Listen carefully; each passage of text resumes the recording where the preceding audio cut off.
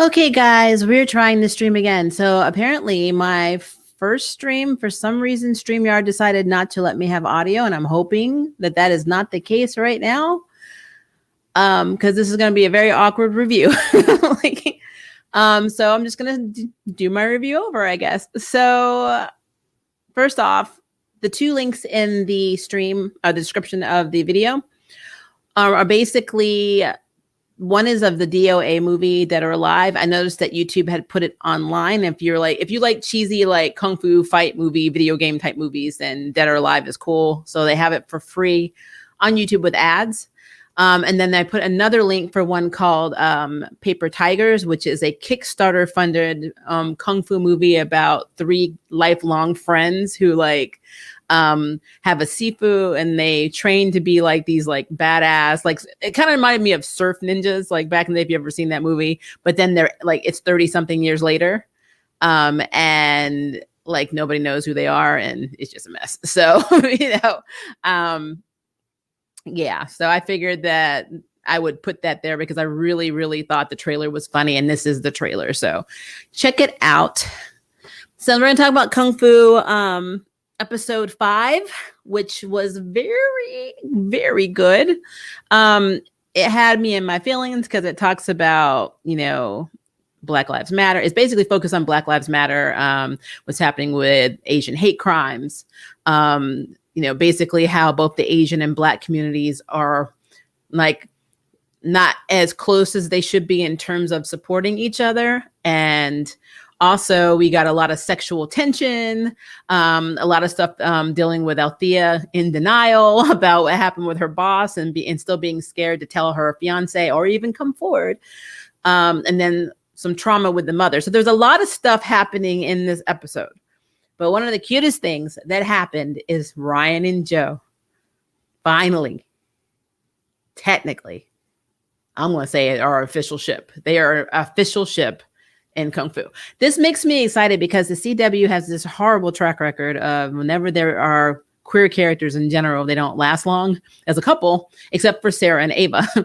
But the reason I like Kung Fu is instead of having two women, which they normally have two women in a relationship, which I'm down for because I'm queer. I love lesbians, but I'm glad we have the focus of two male leads, or a male lead and his supporting character, basically, that are going to be a canon couple, because that's how it looks. I mean, it's almost like Grace and Anissa from Black Lightning, but in male form. And I'm completely down with that. I think it's cool. So I am happy. I don't know what the ship name is going to be. I don't know if it's going to be like Rio. It's going to be Giant, but we need a ship name for Ryan and Joe because they are effing adorable in this. So this episode was very, very depressing in a way. So we got to deal with the fact that there was a young boy named Andre who Nikki runs into, or basically he almost runs into her when her and Henry are out on a mini date going to dinner, or actually coming back from dinner, I believe. They're walking to dinner, and he's on a skateboard and he almost hits her, but Henry moves her out of the way. But he is very polite and sweet, about it. And I remember thinking, oh crap, because they spotlighted him. I'm like, something's gonna happen. I didn't think he was gonna die, but I get it because his death incited the BLM movement in the series. But yeah, he ends up getting shot by a police officer, even though he was unarmed, for being in the wrong place at the wrong time, according to the officers anyway. And we all know how this stuff goes down because it's how it goes down in real life. It's BS, and but it makes it a lot of issues come forward. Basically, so Nikki's mother, it seems like she's not really dealing with, or even it almost feels like she just doesn't want to know what's happening. Like she doesn't want to know about what's happening with, the Black community being gunned down by the police officer. She doesn't want to know, she doesn't want to be involved in that. She's, they're already dealing with Asian hate crime, which is also happening simultaneously because at the beginning of this episode, you saw Maylin Nikki's mom and dad, basically walking from the store and talking about how they have to go to this overpriced grocery store because when they try to go to a grocery store that's cheaper, called I think it's called Bamboo Market, that has more marked down prices, they're in fear of being attacked because they've already had one of their friends be put in the hospital for being attacked just for being Chinese. And so it's happening. It's messed up. And so she's already dealing with that. And then on top of that, somebody tagged their store saying, Andre's life matter, which again, that is vandalism. It is messed up. And so I don't support that at all. That's the part of the movement, that I don't enjoy is when you vandalize people's properties, especially people's property that are minorities. It's like, don't do that. You're in Chinatown. Come on. But, I understood her frustration for that. But at the same time, she was purposely closing herself off throughout the entire episode and not wanting to get involved and, wanting to be like, let's not let anybody in the restaurant. Let's not help anybody, blah, blah, blah. Even when the protests were going on and the cops came and they're like, we have a curfew, and you have to be off the streets at, until 5 a.m. And, she didn't want to let people in. And Nikki was like, no, we're letting them in, And so she just went through this whole, I feel like a soul searching moment where you realize that the mother is not against what's happening with the protests and people having a voice.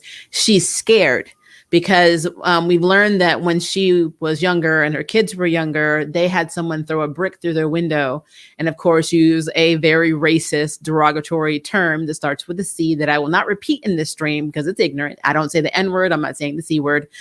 And then told them to go back home.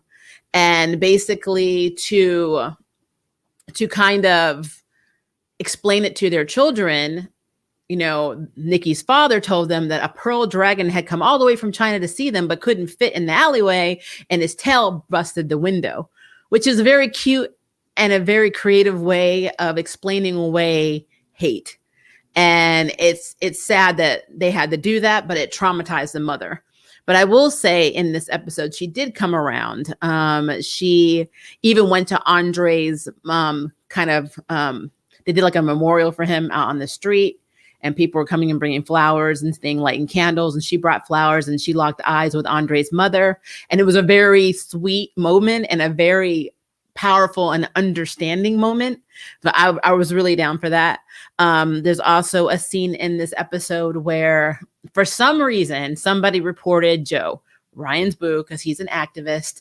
And he basically had a warrant put out on him. And Nikki found out they were coming because of Evan. Because, Evan, I will say, side note, Evan is going to make sure he's in this triangle.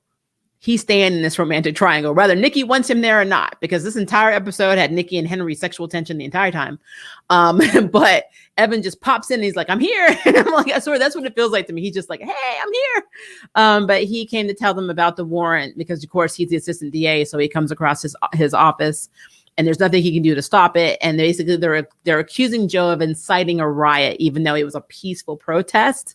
And when they were coming to arrest him, Nikki's like, no, arrest me. Her dad's like, no, arrest me. And then the mother said, no, arrest me. And I was like, okay, mama's getting on board, And I kind of felt like she would because there's a part in the episode where she's looking at Andre's mother talking about her boy being dead. And you could see look on her face and it was just heartbreaking. She was brokenhearted for this woman. So the mother's not bad. She's just scared. And I thought it was I love the way they portrayed that with Malin. I thought that was a very real an authentic way of showing that because the Asian community is getting a shit ton of hate, especially since COVID and especially since President Orange Juice, ex-President Orange Juice, made pretty much Kung Flu a coined term among his ignorant followers. So I get it. I will say when I was watching this episode, I was just really waiting.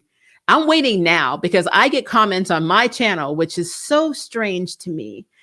I'm a whole ass minority. I'm a whole ass minority and I'm in the LGBT community. So why people would come to me and ask me questions like, don't you think this has too much agenda? It's like, why? do you not know your audience? I'm like, I don't understand. I'm like, I don't understand. So I'm waiting for someone to say this on this video because it will happen. Sometimes you will never see these comments because I hide them. But I get all kinds of crazy stuff and I don't know why. And it's like, look at me, wrong audience. So, but I really got like it's not in this episode, it's really not hard to see our current, country, especially the US, the state of things reflected on TV, because it would, for me, it would be ignorant not to show it. They are in San Francisco. It is Chinatown. It has a lot of problems. And we've seen through Joe's character as an activist that systemic racism is alive and well. And they always do a really good job of casting these really believably racist looking actors as cops. Like that guy that came in with that warrant, I was like, yeah, he racist as hell. And I'm like, but yeah, I just thought that was interesting. But the good thing is they were able to save Joe from going to jail because Althea, who is like literally the savior of their asses, was able to go into the hashtag and find the video that somebody had actually recorded of him doing his peaceful speech where he says, we're doing a peaceful protest, and she's like, I watched this from front to back. So, you telling him that he incited violence and incited a riot isn't really going to play out in court because I got the video, so the cop kind of was like, back off. But I mean, had they not been there, Joe would have been in jail. And I got to give some props to Joe because Joe was willing to go to jail because he wanted it to be on the up and up. He wanted to be a clean arrest. He was not going to resist because unfortunately, and this is a true statement, when you are a minority, you cannot resist the cops because you don't get the same privilege of making mistakes as somebody who is not a minority. It is the truth. You don't even have to be Black. I don't care what minority you are. If you look minority, you will be potentially shot, harmed, whatever. So you don't have the same luxury. And it's sad because, I mean, it really mirrored a lot of stuff that's going on in this country. And it makes you sad to see it reflected on TV. The people that are like, no, don't watch it, it's woke and it's agenda. It's like, it's because you've never gone through that. When you're profiled and you're targeted like that, then maybe you will shut up. But until you are, I mean, I don't humor it anymore. I'm just like, just stay the fuck asleep. I don't care. Anyway, so I love that Maylin had that moment with Andre's mother where they looked at each other and they recognized, because you could see there was recognition of mutual respect, sadness, heartbreak of what's actually going on around them. It's 2021 and it's like it still feels like 1950 and 1940 and before. So it's definitely something that I think they needed to show. And it's really refreshing too, because again, the Asian community and the Black community are so separated from each other, but yet they go through so many similar things. So it's very interesting. I really feel like these are the two races that really should, and I hate saying race because race is a construct, but the two groups of people that should get together more and support each other more because of all of the crap. That's why whenever I see any racism towards people like Black people from Asians and from Asians, I get upset. Whenever I see Black people being one of the ones contributing to Asian hate crimes, I get upset. I'm like, are you effing kidding me right now? I'm like, everybody else hates you and you're doing this to each other. So it's a thing, guys. It is a thing. So I'm glad that they played that out. So very good episode, very deep episode, very thought-provoking episode. But that's not all we had about this episode. So I'm going to get to the good stuff in a minute, but let's talk about Althea. So Althea is drinking juice. She's juicing. She's using juice like as alcohol to distract herself from the fact that she needs to tell her fiance that she was sexually assaulted. And she can't do it. She did try. The one time she did try while he was in the shower, he got really excited because they were on some waiting list to go to, I think it was a Guapo. No, maybe it was. It was some kind of island tour where you get to deep sea dive with sea lions and turtles. That's what I remember. And some couple dropped out, and I'm assuming this is a waiting list for years. So he is super excited. And it kind of, for her, kind of threw her in this, oh, he's really happy and excited. I can't tell him that I was sexually assaulted, because what will that do? It's almost like she has this shame that she can't share it with her future husband. And it's bad. And instead of her dealing with it, going to therapy, coming clean, she's drinking her feelings away with juices, like vegetables, which honestly, I don't know how she's not in the bathroom 24 hours a day, because apparently she's been juicing every 1 to 2 hours. So that's a problem. As somebody who understands how that stuff works, juicing wise, that's not practical. So I feel bad for Althea, and I kind of feel like it's going to hit the fan. It's going to hit the fan hard. And I feel bad for her. I really do. So another relationship part of this is Henry and, of course, Nikki, who have a lot of sexual tension.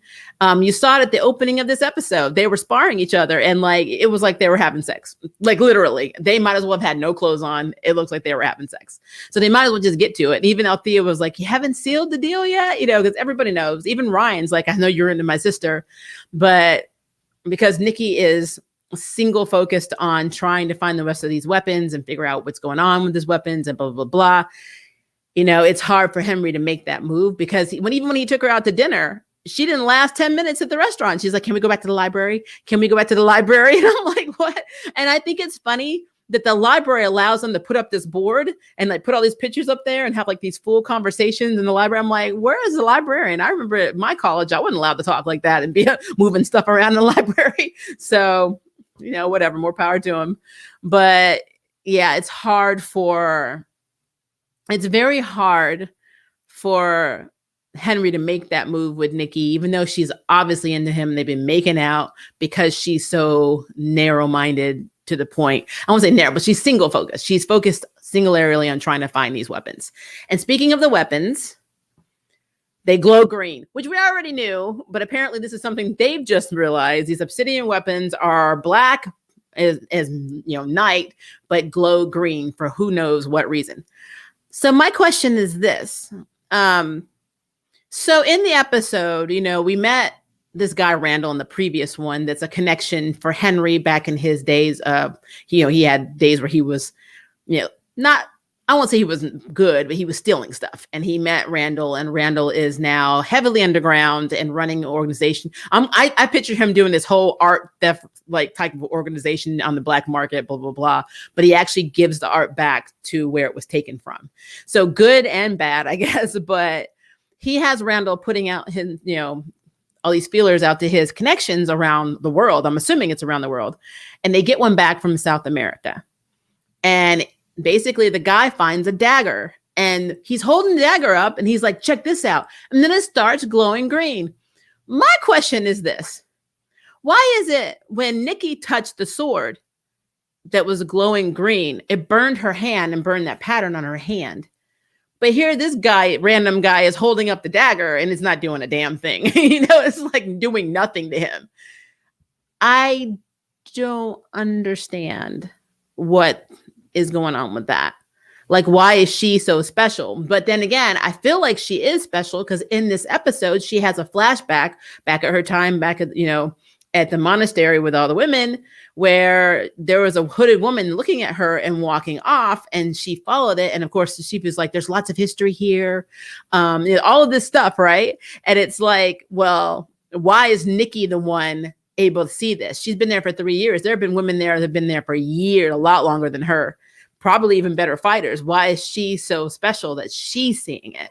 And so that's when I'm clued in that maybe she's a descendant to the woman we heard about in episode 1, who is the first woman to wield one of the weapons and defend her town and train all the women to fight. And I forgot her name. It's like Bailey Long or something like that. Maybe she's a descendant of her, and that's why it burned her hand. Maybe the pattern is a map to where all of the weapons are. I don't know. I'm just throwing it out there because it's just interesting that it did not burn that guy in the video from South America's hand when he dug it up, because they were excavating stuff and he's like, "Oh, look what I found," and just glows green. So I'm like, I don't know. It's really weird. So, whatever. And then we come to the best part of the episode. Ryan and Joe are a thing. I don't know what we're going to call their ship name. We need a ship name. Rio or like Giant. I don't know. Like, we need a ship name because they are effing adorable. They're effing adorable. I love the fact that they have two men in a relationship because, again, I'm a queer woman. I'm all about the lesbians. I get it. But the CW never has. They don't have romance like we're used to. Like if you watch Freeform, you'll see people all the time that are men in relationships, and sometimes they work out and they're pretty they're pretty successful. The CW seems to bury their gays a lot. So I actually am kind of worried about this in a way, but for right now, it really seems like Ryan finally is going to get the boyfriend he deserves. And Joe kissed him, and I am so effing happy. But then I'm thinking, okay, so let's talk about this, okay, guys? So his mother is in denial that Ryan is gay. His father just said nothing. They both stood up when they were going to arrest Joe, because they thought him being arrested for being black and unfairly and unjustly arrested was bad. But what are they going to do when they realize that that's their baby boy's boyfriend? I was thinking that the whole time. I'm like, would you still be willing to go for jail for him? I mean, would this still be a conversation? Would you have opened the door? So I don't know what's going to happen with that, but that's going to be a whole other conversation. But I do love the fact that they are now, as far as I'm concerned, they're like my Alex and Magnus from Freeform Shadow Hunters, or even in the books. If you read the book series for City of Bones and City of Glass and all that, then you will see how Magnus and Alex are. And I kind of get those vibes from them in this series, which I'm happy about. But I also got kind of a little bit of Anissa and Grace vibes, only without Anissa's like communication issues, because Ryan being a doctor like Anissa, and then of course Joe being the activist. But it was really interesting because technically Anissa is the activist and the doctor in that show. But to me, it just feels like it's a gender and role reversal, in the Kung Fu from Black Lightning. So I just thought it was pretty cool. I thought it was cool. But yeah, overall, really, really enjoyed this episode. It hit on a lot of points and questions and feelings that people are having today and are struggling with today with the state of this country after President Orange. And really opened up some relationship questions. And we also got to see a little bit about Nikki's mother, because she's not that bad. I read a comment on my last video about the refrigerator, and how the mother was very protective of the refrigerator, and nobody ever went back to the refrigerator to ask, but she's like, it's not just a thing. She has some kind of sentimental attachment to it. And somebody said, I forgot who it was. I'm sorry. They said, what if the sword was hidden in the fridge? And I laughed so hard, I almost hit the floor. But then I'm like, stranger things have happened. What if the refrigerator is one of the 8 weapons? I'm joking, but that couldn't, it's the CW. Anything can happen. It's interesting. I do think that the mother knows something more about their history, like the history of their family in China, because we don't know anything about the history. We're gonna start, like, if they hit about the hate crime that happened, what else are they hiding from the kids? So I want to know. I just want to know. All right, let's see here. Problem is that she's being written that way. They're wasting Zasha beats on Amber. Huh. They made her somewhat flippant and the entire relationship one-sided when she wasn't like that in the comics. Okay, I was trying to figure out who we were talking about. Love this episode. Got to see some black on yellow gay love. I'm finally represented. Now Joe can dance. I need some residuals from CW. Yeah. See, what's so funny is me being half black. I never get the Asian fever jokes because, I don't. Well, I know I have Asian in my family because I did the 23andMe and I'm like 10% Asian. There's like a bunch of little Asians sprouted everywhere. And of course I'm Native American, which is Eastern Asian. But what's so funny to me is that nobody ever mistakes me for, oh, you got yellow fever, because they think I'm Filipino most of the time. Filipino or Hispanic. So I get it anyway. So I don't get to say that. I don't get to be that way representation wise. Now my daughter, She's everything I am, and then she's Chinese and Vietnamese. So she has Black, Scottish, Native American, all the other crap I got. We got Bengali in our family, like a lot of stuff. And then, the China, her grandmother was from Beijing and the grandfather was from Saigon, which is an interesting mix on her dad's side. So it is very interesting that she also felt represented in this episode because of that. But, I want to see more flashbacks of when the kids were younger. Me too. I do too. I am really worried. I'm worried about what's going to happen when Ryan finds out that Big Sis was molested, or not molested, was is horrible, or not molested, was sexually assaulted by her boss. I'm very curious. I'm curious to see what the parents are going to be like. I'm wondering if we're going to see some more trauma from the mother. I'm hoping the mother doesn't have trauma to match everybody's trauma, because that's going to be messed up. You mean a former president dollar store Cheeto dust? Yeah. Yeah. Expired Sunny D. I mean, there's just so many things you can say about that effer. I'm being nice. At this point, I just gave up on the CW because the barrier gaze is strong at the CW, and I'm just done with most of the superhero shows. It's hard. It is hard. Like I keep saying, like we had this conversation in my house all the time. Like Nancy Drew probably is one of the worst shows for queer content, because yes, they have a queer character, Bess, but how she explores her queer relationships are toxic as hell. Like the one relationship that was good for her, she effed it up. They barely had any screen time anyway. They had like one love scene, a few kisses, and then you really never saw Elizabeth at all. They never even explained why Elizabeth wasn't even in town anymore, because she was a whole state police officer for their state. She had no reason to leave. We never see her at the precinct. We never see her anywhere. She's just gone. And then you have little Bess sitting here saying, oh, Elizabeth's gone. And blah, blah, blah is gone. The Marvins aren't talking to me. I'm like, whatever, lady. I am so uninvested in Nancy Drew right now. It is pathetic. I'm tired of the characters. The only character I actually like, I like Nick. I really like George. But everyone else can just go take a flying leap. I don't care anymore. I am so uninvested in that damn show. I can't help it. The only reason I still kind of watch it is because it comes out the same time or same day as Kung Fu. So my DVR records them both. But it's just ridiculous. And this whole George being possessed by a French lesbian and then having Bess be in love with George's inner other person, our traveler in the body or whatever, is stupid. I mean, it's just stupid. The writers on Nancy Drew, I don't care if they're queer, they're horrible. So I don't like that show. I'm pretty fed up with it. I think I already said that one. Let me move up. I love this episode. Got to see some Black on Yellow Gale. I think we already said that one. I only got it once, of course, from a white dude. He was like, what is this with this Asian fetish? Fetish and kinks is your people's culture, not mine, bro. Never even knew the word till then. I've heard some creative words growing up. It's really weird. It is really weird. Let me scroll up because I know I missed a lot of stuff while I was talking. So let me do this.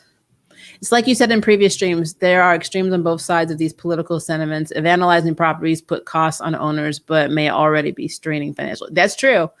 It always, like with the Rodney King protests, it always amazed me that anger was so high, which was, I get it. I get why people were angry. Of course I get it. I'm a minority. I'm half Black. I understand.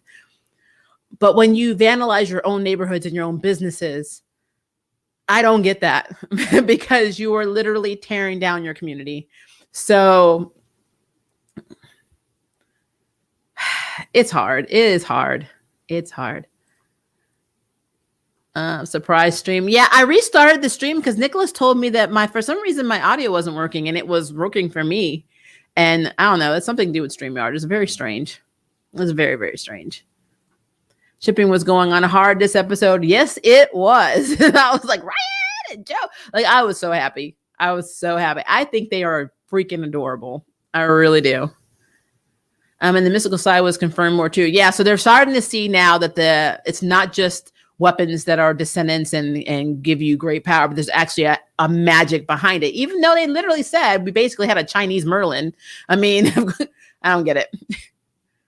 I finally got a couple of my coworkers update on Quanen's Psylocke comic info, as well as Karma, Junko Amon, and Danielle Morningstar. Cool. Very cool. Well, I got her in the mail. She's so pretty. I like her so much. I call her Quanen. Yes, she's supposed to be Psylocke, but it is Quanen's body. So, whatever. That's just what it is. You're going to see my space being rearranged a lot because I have more dolls coming from Japan. So we doing some switching. Let's see. I see a lot of conservative comments of Blurred Comics videos myself. Of course, I don't. Oh, people don't know their audience. Like, people just they love to use woke and woke audience and woke channel. I never understood why being awake is such a bad thing. I'm like, why? You live your life awake. You don't live your life asleep. I don't get that at all. But people need something to bitch about. Or they're not valid. That's how I feel. Like, there are people in this world that can't accept things. They don't want to believe that things are as bad as they are because they don't experience it. It's like if somebody had a disease and it's not a disease you ever heard of because it doesn't pertain to you. You're like, yeah, so it sucks to be you, but I'm going to live my life because it has nothing to do with me. But then somebody close to you gets it. And then you're like, well, crap, why isn't anyone else paying attention to this disease? That is literally how this is when it comes to racism and discrimination and all the phobias. And it's so frustrating, but it's just what people are. People are just effing selfish by nature. So, I am enjoying all of the Quanen stuff. 2020 and 2021 has been the year of Quanen. It really has. If anything good came out of 2020, that is one of them. Let's see. You can say that, and now we need to get your year of Lady Shiva. Yes, we do. Let's see. People wonder, when did all these gay people start to appear in media and say it's making an agenda? But there was a time when there was only white people on TV. Then there started to be more minority races. Well, and see, what's interesting to me is that people are like, oh, why has everything got to be gay? And then I guess the opposite to that was, well, why does everything have to be heterosexual? For years and years and years. I mean, the media in the US was so weird about sexuality. You could look back at shows like I Love Lucy, the Mary Tyler Moore Show, where the people were sleeping, and they're married, were sleeping in twin beds, like separate twin beds in the same room, because you couldn't have a bed with them both in it because that implied that they had sex. That's how taboo the country was, and in some ways kind of still is. So it's weird. It's just weird. Out of curiosity, I know you mentioned that you are a seasoned Taekwondo practitioner. Did you see Taekwondo sentiments in Kung Fu's fight scenes? Yes. I see elements from a lot of different styles. There's a lot of Krav Maga that I've seen in, not really in Kung Fu, but I have seen them in some of the other shows that have fighting styles. Like, to be fair, Painkiller does it a lot. Painkiller, he'll incorporate Krav Maga. Some jujitsu, but I think he's supposed to know all those styles. So that might just be me reaching, but I've definitely seen him. And even though they're practicing Kung Fu or Shaolin style, they do seem to do a lot of Inoue from Taekwondo. And I do see a lot of things that we would call forms, like Sangam forms. I do see them practicing and blocking and doing moves from Sangam. So it's really interesting. But yeah, I think that's just whoever's choreographer or who their choreographer is for their fight scenes, whatever their fight preference is, that's what they teach them. Sarah in Legends of Tomorrow does a shit ton of judo. Like, a lot of her moves look like judo moves. So yeah, I mean, it's just what it is. I'm not hating on it though. It's cool. Now that Ruby is as hiatus right now, do you think you would watch Camp or Genlock or Nomad of Nowhere from Rooster Teeth. Genlock, I think, got canceled, didn't it? I don't know. I'm still on the fence on that.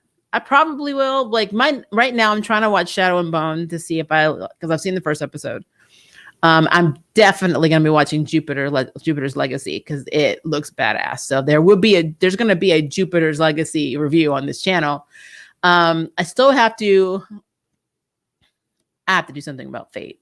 More than likely it's going to turn into a live stream, but I'm fighting it.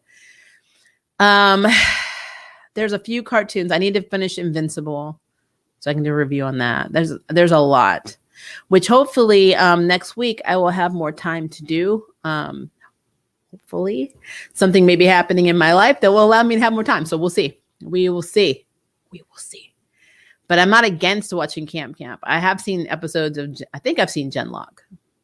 That's the Mecha one, I think, that Rooster Teeth does. I'm pretty sure I've seen Genlock, but I thought that they canceled that show or it ended. I don't know. Media reflects the things that society starts to accept. First, there was only white people, then people of color wanted to vote, and then they appeared on TV, and now the LGBT community fought and appeared on TV. Now we're getting transgender. So, I mean, LGBT, even though the T is in there, you got to admit, the first thing we started seeing was women, 2 women together. Then they slid in. Well, no, that's not true. We saw bisexuality first. Then we saw lesbian couples. Then we saw gay couples. Then we saw trans people. I don't know what we're going to see next. Now I think we're going non-binary. So they slowly incorporate characters in. Sometimes we get like somebody who is trans and non-binary. So, but the problem that I have is they've always been here. Like forever. Like in Japan, samurais were having relationships with other samurais because they didn't trust women and because it wasn't taboo for them. There was no Western culture. When they came to all of these different countries, especially Asian countries, they introduced that prejudice to these countries. That was never there. That should tell you the hate started in the West and it's always been in the West. So it's just what it is. I've known that since forever. Randall is going to die. Yeah, Randall probably is going to die because he knows how to find the weapons. He's going to die. She's going to find him and make Lady Z will make him work for her. And that's going to be even more messed up. Alan just found out that Invincible established an actual race for his Mark and his mother in the comics. He was ambiguously white, but in the show, they've been confirmed to be Asian mixed race. Huh. I didn't know if they were white in the comics. I guess I have to go back and look at that. I wasn't sure if they were mixed because they have a tendency of, I call it killing your mixed people because like Shang-Chi. Shang-Chi is a whole ass Eurasian. He is half European and half Asian, but in the movie, he's Chinese. So it wasn't a thing and nobody cared about it because they don't care if you're mixed. They don't care if, they wipe away half of your culture because it's not a big deal to them. I guess we don't exist. We're like leprechauns. I wonder how conservative Invincible comic fans felt about this change in the show. They don't. That's true. They don't normally do it that way. I don't know. I have to look into that. There's probably a bunch. If you go to Reddit, you'll probably look at forums where they're just talking about it and going off. On Reddit, there is a Shang-Chi. There's a Shang-Chi support group. Well, not support. It's more like fan group, but they're worried that Shang-Chi is going to have a lot of stereotypical Asian tropes, which I get.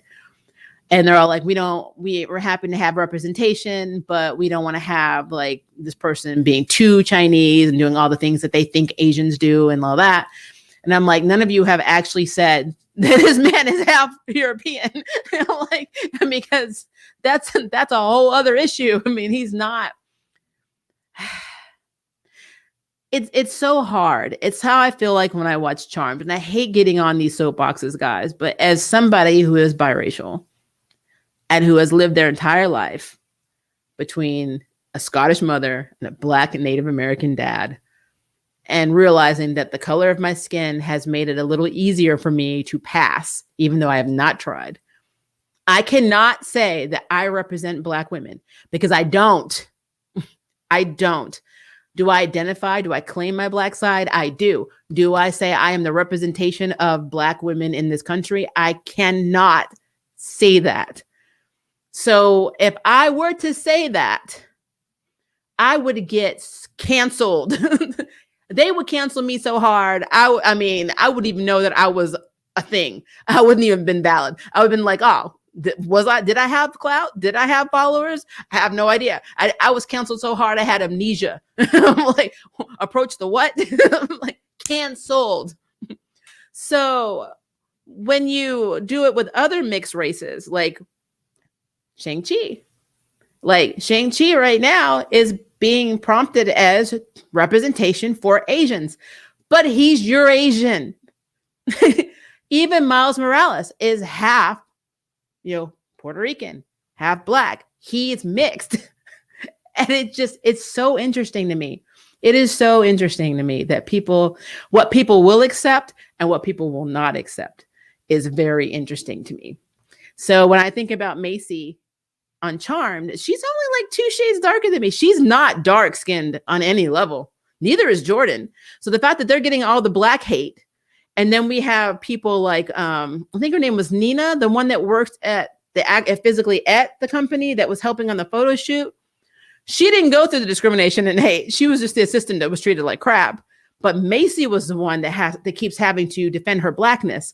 When if you look at her, if you just Google her image, you don't know what she is. She's pretty ambiguous. She could pass for Hispanic, Eastern African, a slew of different nationalities. I don't know. It just takes away from the story for me in a way. But that's just me. That is just me. I'm not telling anybody they cannot claim their Blackness. But I will tell you this, Maggie is almost my skin color, and they don't do that to her. And that in itself tells you when you are mixed, it's all about how they perceive you. And the closer you look to something, the more they push you into that box. And it's completely effing acceptable. And it's been that way for my entire life. Almost 45 years of my life, I have gone through this shit. So it's interesting. It is very interesting. I think it's because Nina just let it happen. She never tried fighting back. She's just like, it happened, whatever. Yeah, I mean, that could be it. But I mean, still, it's interesting that Macy is the one that is the representation of Black Lives Matter, BLM, when they could have other characters who are Black in the cast. I mean, I'm just putting it out there. It's just, yep, it's the 1 drop rule and paper bag test. I mean, Jim Crow started some shit, and for some reason people adopted it, and they were like, you know what? And when you talk about this, you run the risk of being canceled because they're like, oh, you're not proud of this side. And that's not what's happening. It's just that the term biracial means of 2 races. That means you have 2 races in your body. I cannot not claim my mother because she's white. I can't do that. Because no matter how much I squint my eyes, she's not alive, but no matter how much I squint my eyes, she's never going to be the same color as my dad. It's just not going to happen. So, I mean, and I cannot go and be the poster child for Black America or Black women looking like this. I can't. Because as much as I, identify with my Black side, as much as I claim it, I look like this. I'm like,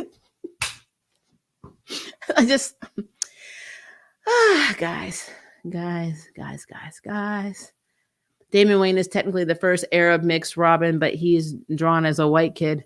Yeah, I'm telling you, I don't know why. Mixed people are the only people on the effing planet that have to be told what they are.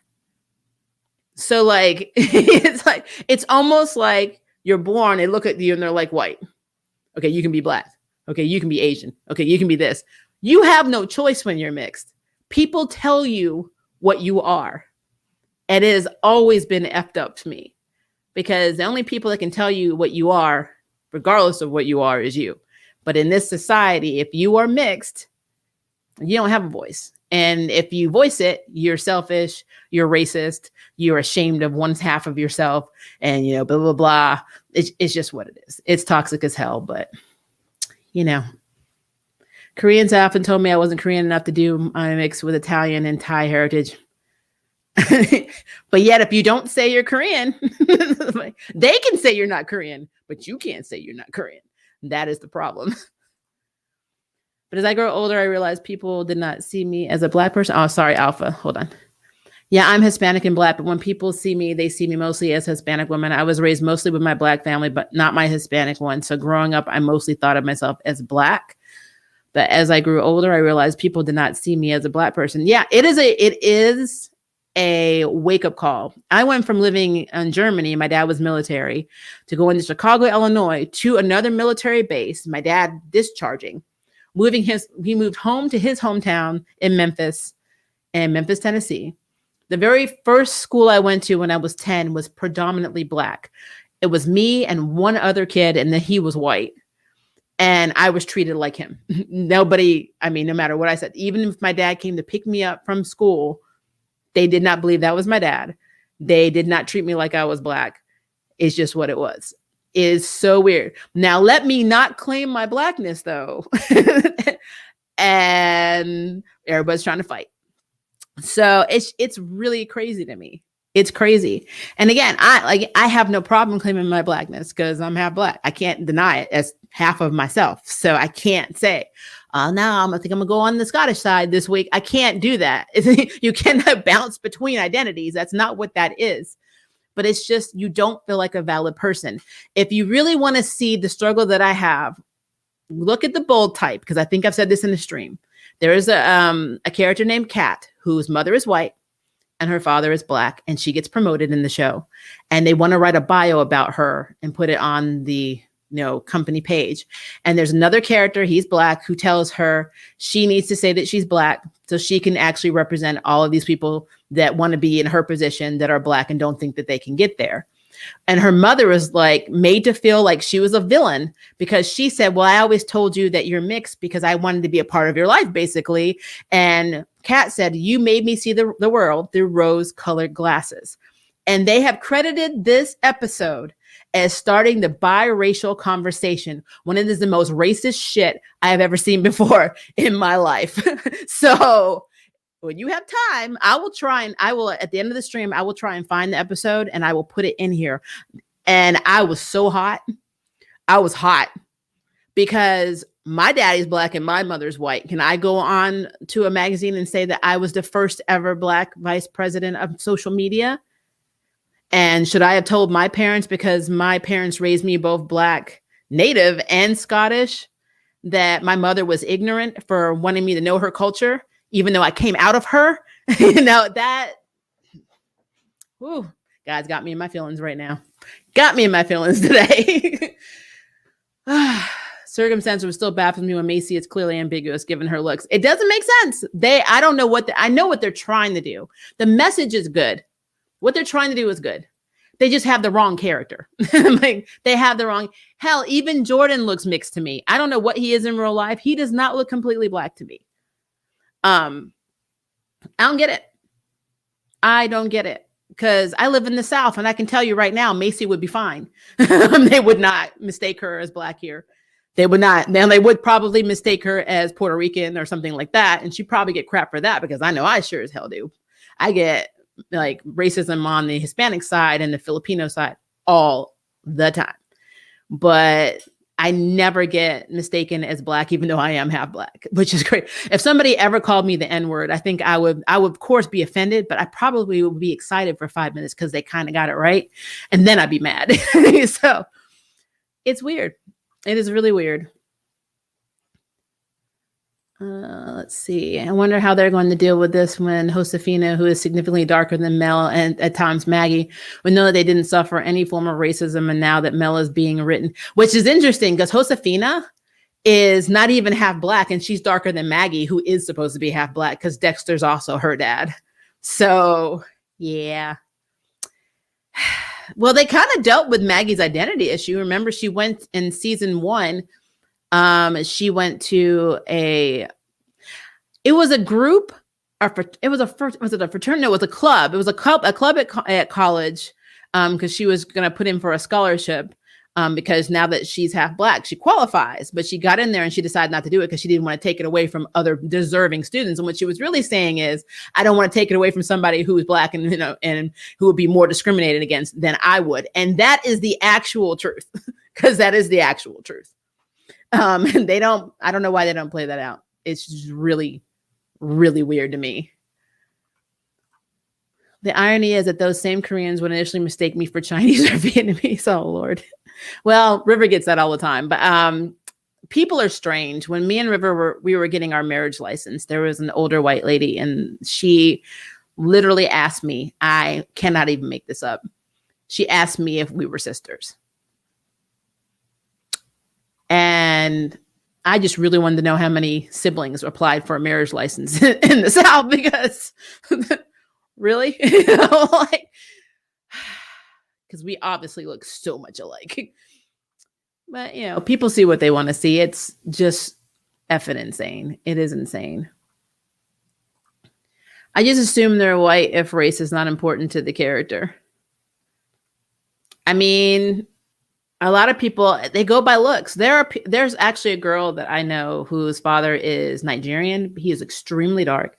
Mother is Swedish, and she has blonde hair, blondish hair, hazel eyes, but looks completely white. And she always says that she's mixed and says that she's half black. And she's literally been told to stop lying. Like, you're adopted, right? You're adopted. That's not really your dad. I'm like, okay. People don't realize what you go through. They don't get it. Unless you're in that situation, they don't get it. And like how Native Americans don't really have a voice in this country, neither do people that are in interracial marriages and their children. It's just what it is. It is effed up. It is really effed up. Oh yeah. That's a true story. To this day, it baffles me. It baffles me not only that she asked that question, that she had no problem giving us a marriage license if we were. I'm like, what do you think? If I am, Asian, do you think that all Asians marry each other? I mean, I'm very confused. I'm very confused on that.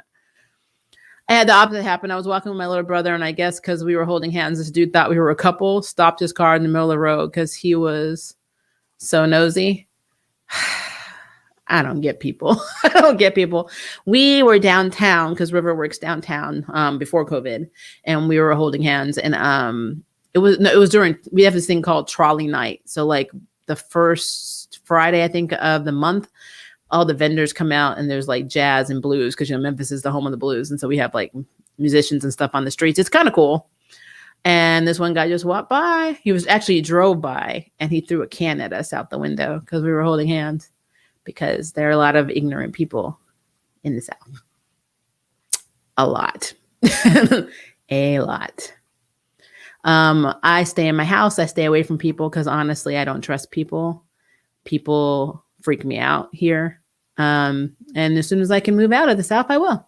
There are good things about living in the South. The food is better, but there are things about living in the Bible Belt I don't like. I have no problem with anybody's religion.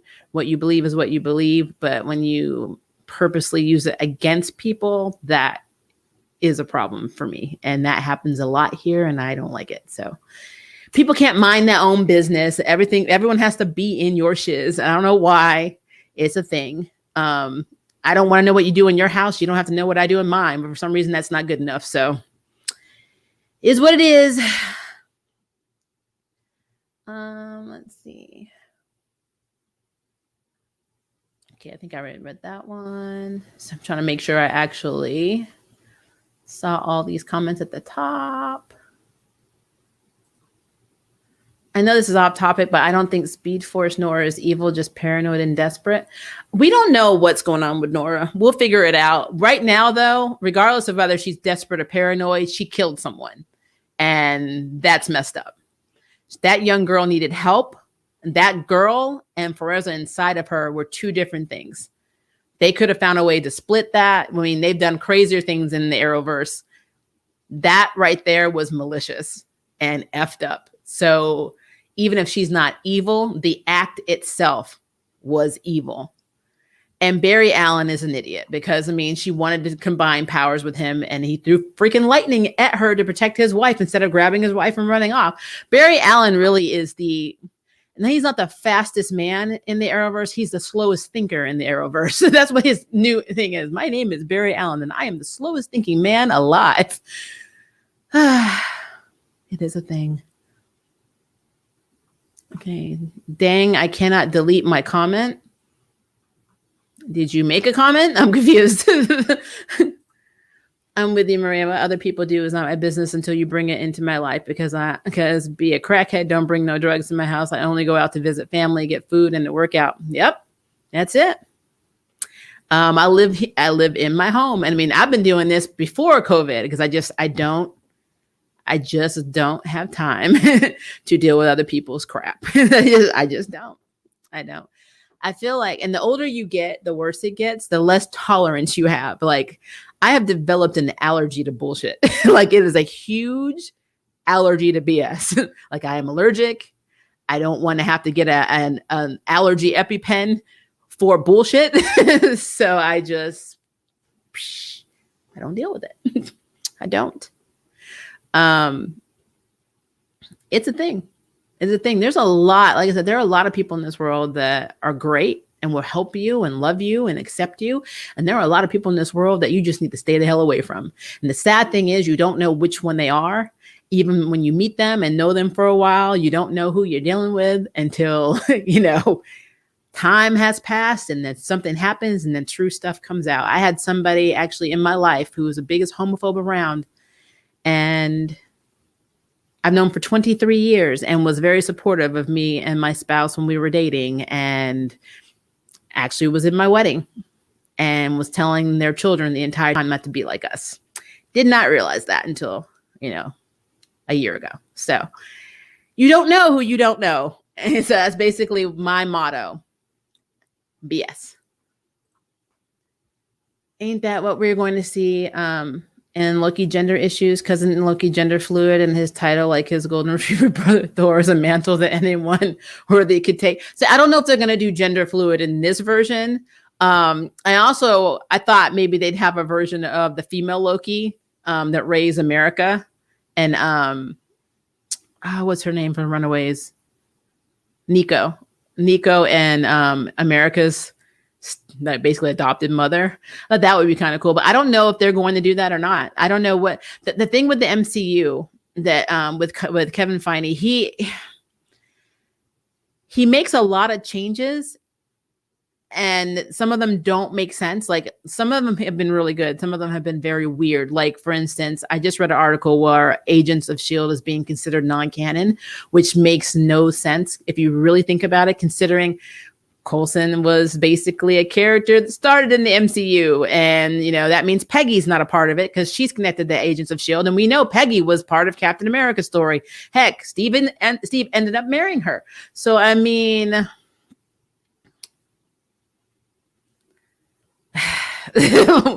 we don't know what they're doing. We're just along for the ride. Let's put it that way. We're just along for the ride. So who knows? They could have Loki with a girlfriend. So let's be real. I mean, his show looks like Sherlock Holmes right now, like a murder mystery. So completely off what I would normally see Loki doing. He's literally having to solve crime or something, or death or some kind of mystery. So it's completely different than the Loki we normally use. So they're doing their own thing. And honestly, the MCU is not technically canon either. Not to comic books, it's not, because the Avengers was nothing like the Avengers we had. It wasn't like that. I mean, we know that, look at Endgame. Endgame was not what we saw in the comics with Civil War, with any of this stuff. It's just not. So, it's its own universe. Own universe.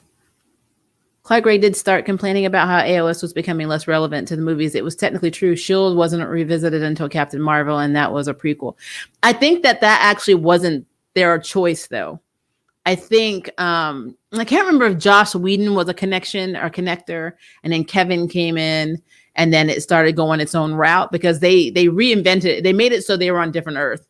I have to go back and look, but I think that all of that stuff happened behind the scenes, and it was not the true point, because Marvel has always been connected to each other, like the TV shows, the cartoons. Like, there are references in the cartoons, like especially with Spider-Man on Disney, that referenced MCU movies. The Netflix series, I mean, the very first episode of Daredevil, you saw snippets on the wall, like newspaper cutouts of Hulk fighting off, aliens, and having like You see like Hawkeye aiming a bow. It's like all of them from the movie on the newspapers. And then all of a sudden they're not considered canon. That doesn't make any sense to me because it kind of makes the first seasons of these series, the Defender series and Netflix, a clusterfuck because they literally said they kept referencing the destruction of New York. It doesn't make any sense. So, it is what it is. But now Kevin's trying to say that the first technical canon story is WandaVision. And I'm like, that does not make sense to me. It doesn't fly to me. You're basically saying that S.H.I.E.L.D. is not a concept, but yet you have Nick Fury having his own TV show, which is, of course, going to be, well, we already know it's going to be. But Secret Invasion should not be the reason we see Nick Fury. Nick Fury is known because he founded S.H.I.E.L.D. and Coulson worked for him. And so they have to be connected or it doesn't make a lick of effing sense. So whatever. Civil War had X-Men Avengers, Harlem Heroes for Hire, Magnetos, Acolytes. Yep. And Brotherhood. Yep. Hell, I think we even had Morlocks in there. A couple of the Morlocks were in Civil War. We had there really weren't a lot of characters that were not in Civil War for obvious reasons. So I think in Kung Fu, they do a good job of making Asians that are very believable, immersed on both mundane modernity and Kung Fu wizardry. I love Kung Fu wizardry while not making Asians seem like a mystical other, which is good. Asians have to be humanized in media because I feel like they're not being humanized in real life. There's another good reference. If you watch Station 19, they had an episode that came out where basically everyone was traumatized, of dealing with all the racism. Another Black man is being killed. I can't remember who it was, but they had to go into therapy to talk to this therapist. And then one of the characters is half white, half Korean. And he was saying how, this big thing is happening. Another Black man was murdered by a cop. And everybody in the station is upset, because it's predominantly Black, team. They have one Hispanic. They have 4 Black firefighters, 1 white, and then a half Korean, half white person. And he was saying how his mother went to the store and was spit on, saying, you brought COVID over here or Kung Flu, blah, blah, blah. And how he didn't feel like he had the right to get upset about it because of what was happening, with his friends who were Black. Because their racism was bigger. And I'm like, that is so effed up. All of it's horrible. There should never be a measure of hate. It's all horrible. It all sucks. Historically, Asians were not treated any better than Black people. When Chinese people came over here, they were putting them down like these little holes, these shaft holes, to see if dynamite was there. And if there was dynamite, then they just got blown up. I mean, minorities were not treated fairly across the board. The very first minorities in this country, which were natives, to this day in 2021, still have no platform. They have nothing. They have their own, government. They have their own healthcare system, which has no funding. They're put on reservations with dirty water, but yet we gave you money. You have casinos. I mean, it's just so effing stupid. It is so effing stupid. But you want to read the history books and we want to see the Thanksgiving, the first Thanksgiving where the Indians and the Pilgrims sat around and shared food and blah, blah, blah, blah. No, that is not what happened. I don't even say Thanksgiving. I call it Turkey Day or gaining more weight day, because Thanksgiving, the concept outside of you being with your family, is a effing lie. So, people don't know their history because they believe the stuff that they read in school and they don't feel like they need to do research for themselves. People don't think for themselves. Critical thinking is a lost art. And so, yeah. So, I'm going to be flagged as woke and SJW for saying all this, right? I don't care. They'd be all right. I don't understand the values of comparing scars. There's not. There should be value in helping each other get over trauma, helping people find ways around this horrible, systemic racism, this preconceived notion that people have that they are entitled to making another group of people feel inferior. It drives me insane. I don't understand it. I don't get it. I don't know why you have proclaimed yourself the chosen, people of the planet, but it's a thing. It is a thing, guys. It's a thing. Oh yeah, it was Travis. Yeah, that episode spoke some volumes to me. I'm like, you know what? I wonder how many people feel that way. Because yeah, nobody is ever going to downplay the Black struggle in this country because it's been going on since the first ship came over with the slaves. I mean, literally. But you cannot make another group of people that are also minorities feel like they are not important and that their lives don't matter because they are getting shit on just as hard. There are so many people coming over that are undocumented that are being raped and being sold into slavery and being robbed and all kinds treated like crap under the threat that we'll just deport you or send you back or put you in one of the ISIS cages, that they don't report the stuff that's going on with them. And that's the stuff people don't think about at all. They really have no voice because they're not supposed to be here, apparently. So this country scares the hell out of me. It really does. It does. I've never been so fortunate that I have a daughter who's over the age of 21. My daughter is almost 25 years old, that she is not in school. I am so blessed because I don't know how I would handle this. If I had a school age child right now, I would go insane. I really would. Problem is when people are hurt, they feel they are the only ones because their pain is the most important thing to them. Yep. It's this, we are all that way. We are all selfish by nature. We just have to learn to overcome it. Everybody has a part of them that is selfish. When we're born, especially if you have the privilege of having a good parent or two good parents, they basically made you their world. And yeah, sometimes when you get older, you got to deal with some things that maybe some people in your peer group don't have to deal with. Maybe you have more trauma than them, or maybe they have more trauma than you. But you develop this me. I need to worry about me. I need to figure out me. The world revolves around me. And then you have to look around you and develop this critical thinking style of saying, hey, but what about you? What are you going through? Why are you going through this and I'm not? Well, that doesn't seem fair.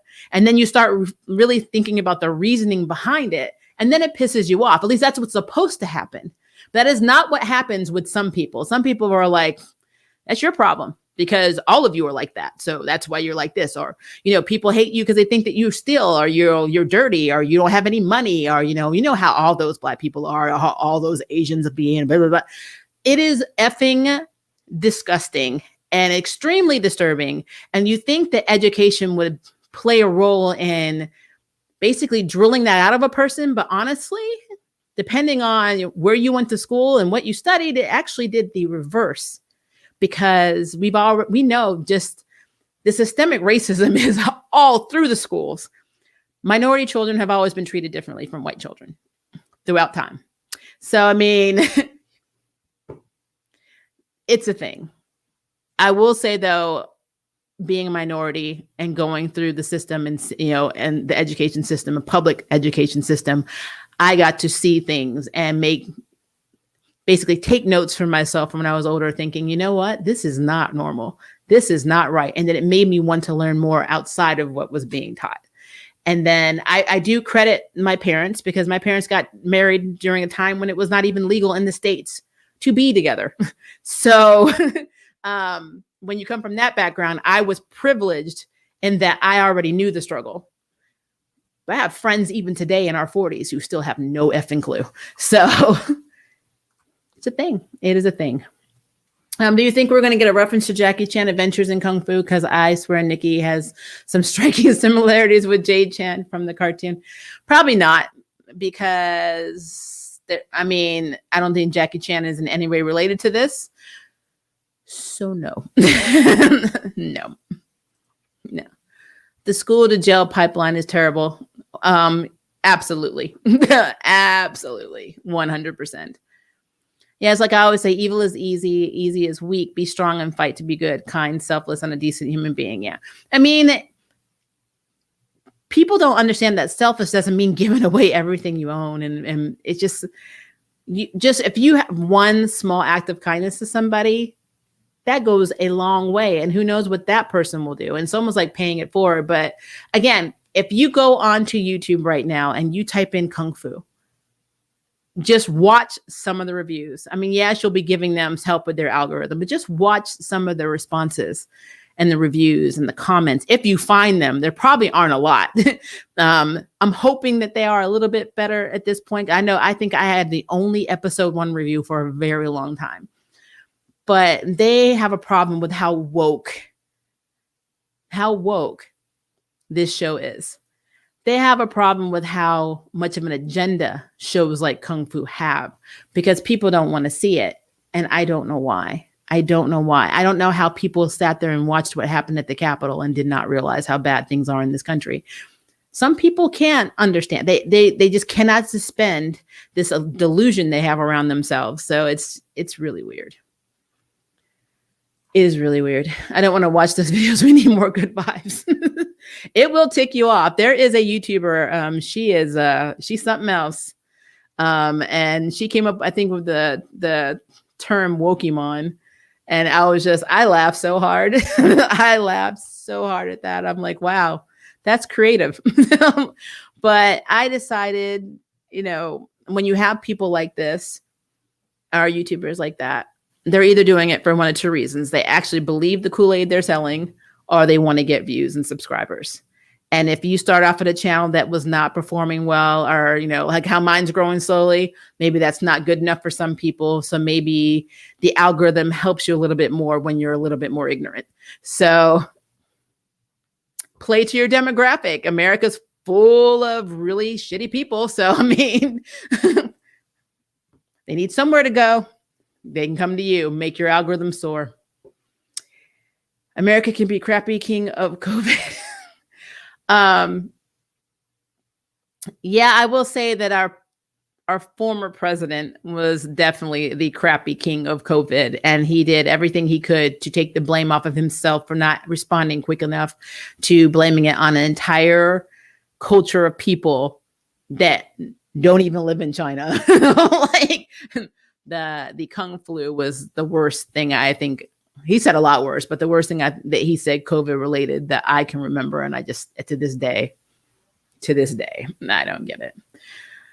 I already saw the Batman reviews, Batwoman reviews, so I'm good. I don't need to see that kind of ugly evil, to quote. I have a pay per heart. I mean, yeah, they were not good. They were not nice to Ryan.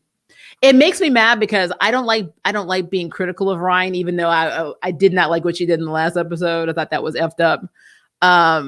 Because she's Black and because she's getting so much hate for being Black, you don't want to criticize her, because then you feel like you're adding on to the hate, and it's hard to stay objective. But I still do it, but it's hard to stay objective because you don't want to be like, oh, well, see, this is what we're saying, Ryan's crap, and they're doing it because of race issues and they're racist, and I'm saying it because of writing. And it's just, it's hard. It is hard. Blacks are a minority. We built humanity, industrial revolution, rap, soul music. Yeah. Emmanuel, no one said that Black was not a minority. I don't understand. Know why we call him Trump, putting tips up his rump. Oh boy. Oh my. I don't even know what to say to that. Or at the very least, the life and times of Jameer Lee, because from the way I'm looking at it, middle child, albeit magically superpowered, that uses martial arts to fight varying threats to her life. I mean, I think that there's a lot of inspiration from those series and from comic books and probably even from movies, but I think they're still trying to do like their own thing. So Hong Kong action films, for example, they literally punch and kick each other oftentimes with at least amount of padding as possible. Well, Jackie Chan, even though I don't agree with his politics for his country and his stance on LGBT, I respect the fact that man literally had somebody set his crotch on fire for a film. That man, he will go to extremes for his art. And I don't think people would do that here. So yeah, they're a little bit more hardcore in terms of action films over in Hong Kong. Refreshing that showrunners are addressing these concepts, depressing that these concepts exist, and sad that there are people out there that don't understand the concepts because they're too busy screaming agenda and woke.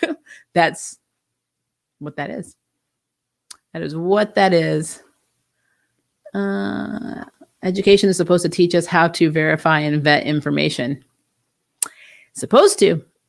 Unfortunately, that is not how that works. And then you have to go to these neighborhoods that are of generational poverty, that are at schools that have zero funding and have outdated books, and the teachers are trying to teach the best they can, but they don't have access to, anything, not technology, not anything. And these are the same children that are going to be just like their parents and grandparents, because they can't get a better education, they can't get financial assistance, and they can't do anything to better themselves. And it is a freaking circle and cycle, and it is completely intentional. And that's what makes you sad. So, yeah, I learned I've worked for a lot of nonprofits, and so I have learned a lot.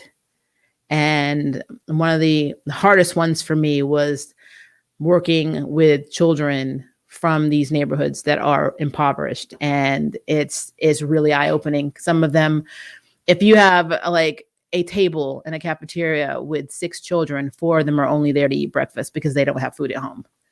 And that is the reality. And it makes you sad. And I keep thinking, with COVID, with all of these kids that weren't able to go to school, how are they eating? We didn't start getting stimulus checks till like almost the end of the first year that COVID was out. What were they doing? So, yeah, it's a mess. It is a mess. High school is the worst part of life. Yeah, I know a lot of people had a horrible time in high school. High school builds character or destroys you. Maria, I think you will really love Warrior. It deals with the parts of U.S. history that are often hidden from us, including how Asians and even to some extent Latinos have been treated. Oh, yeah, I know I'm going to love it. What's so weird to me, too, is even though they're white, Irish, I don't even want to say Americans, people who came in from Ireland, they were treated horribly. Italians for a little while were not, then they were treated horribly, but it was like the Irish and Italians were treated on the same level as Blacks for a long time in US history, especially in New York. This country just has a horrible effing history of racism. And like, it's so weird that when we talk about, we built our country on goals and values, and I'm like, no, we didn't. I'm like, this country was built on racism and genocide, and it's sad. And we have an entire culture. There's a documentary people probably can find about what's still happening even today with Child Protective Services and Native American families. If you raise your child speaking in your native tongue, they take your child and claim you to be unfit and take your child hundreds of miles away to be raised by white families. They've been doing this since the 1920s, I believe it is. And I just watched this documentary of some people that had been taken from their mothers and never got to see their real mothers again, just because they were Indian or Native American. And that happened in this country, and it still happens in parts of this country. And it's insane. It is insane. So yeah, it's horrible. It is horrible. There are a lot of things about America that we take for granted because we have more rights than a lot of other countries. But then there are a lot of things that are going on in this country that make you feel like you're in a third world country. So it's enough to drive you crazy. That's why I have that allergy to BS, guys. I just have one. I have one. Am I the only one that misses Lost Girl, the TV show, and hope that there could be a sequel series? I loved Lost Girl. Loved Lost Girl. And poor Tamsin, but we'll leave that alone. Okay, I think I already did that one. Whenever I see Supernatural, I immediately wonder why Jensen Ackles hasn't been cast as a live action Red Hood yet. Jensen is not getting any younger. I mean,